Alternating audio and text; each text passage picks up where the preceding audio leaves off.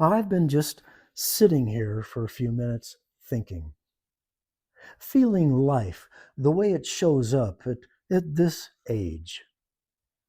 It's quiet, it's slower, but it's also deeper. And as I look way back, I remember the days right after my forced retirement.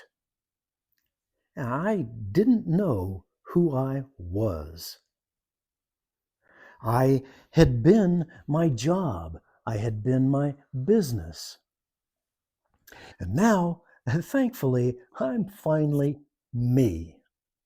It just took me forever to see that. Back then, I had bosses, I had customers, and my identity was formed around what they needed of me. And when all that ended, I didn't realize how empty that would feel, or how to go about filling those voids, filling them with something substantial, something real. But when I finally figured that out, who I am now, without the titles, without the roles, that's when things started looking up. It gave me energy again. It gave me the kind of happiness that I didn't expect to find in retirement. For several years after I stopped working, I tried to recreate the business that I had before the recession that took it away from me. I thought if I tried a different angle, a different approach, to recreate the business in a different way, that I could resurrect things and get back to who I was. But the economy just didn't let that happen. It was like I was pushing this heavy boulder up the hill with shackles on my feet. And I kind of drifted in and out of purpose for years. Yet, I also remember times when I felt that I still had something that I needed to prove. Other times, it felt like the emptiness was me pretending to chase goals that I no longer really believed in. At the time that the economy shut things down for me, I think I was about 58, 59, around there. It's just that I never had the courage to admit what was actually happening. So I kept chasing the wrong things. And then one day, a few years later, my wife said something. She said something that she'd probably said several times before, but this time it stuck.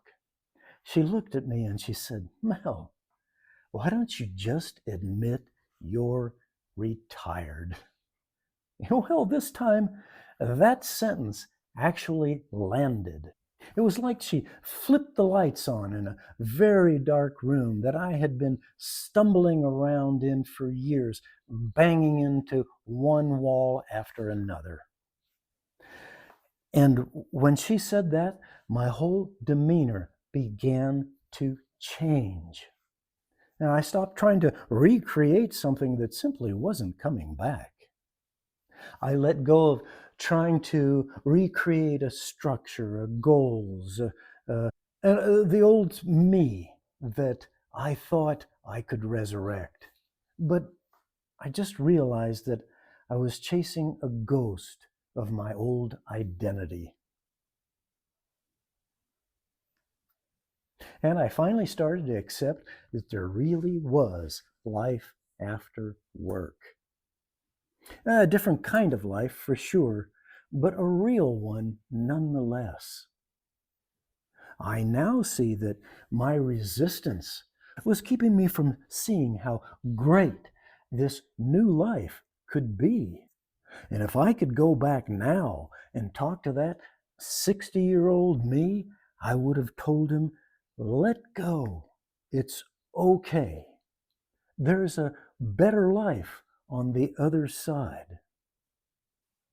And I bet he would have let go sooner, and I could have enjoyed the life I'm enjoying now much sooner. But you can't do that. But that's kind of the thing about your retirement identity. It doesn't become clear. You don't really understand it until you're on the other side looking back. And frankly, that's okay. And if you're there right now, don't sweat it. You'll get through it. And if you're looking ahead to retirement a few years from now, I hope that this video, I hope that my story will inspire you. I talked about this kind of mental shift in a recent video I made, and I'll put the link above at the end of the video. It wasn't really about retirement, but it was the same story of a mind shift that helps us move on. It was about me when I discovered I didn't have to chase the old version of things. Now, I love hanging out at this base camp. It's not about failing. It's not about settling. It's about choosing a place where I can relax, where I can think, where I can breathe and feel my life again. It's a place where meaning doesn't have to be chased. Meaning is just something that I notice because it's all around. And honestly, that's where my energy comes from now, and not from external goals, not from pressures, not from trying to impress anyone, especially the old me that I was trying to live up to and measure myself against. My purpose now, well, it is quieter, maybe a little slower, but it's very real. It's in the conversations that I have, those moments that I pay attention to like never before. It's in the little ripples that I send out in life without forcing anything. Life just didn't end when work ended. It just changed shape.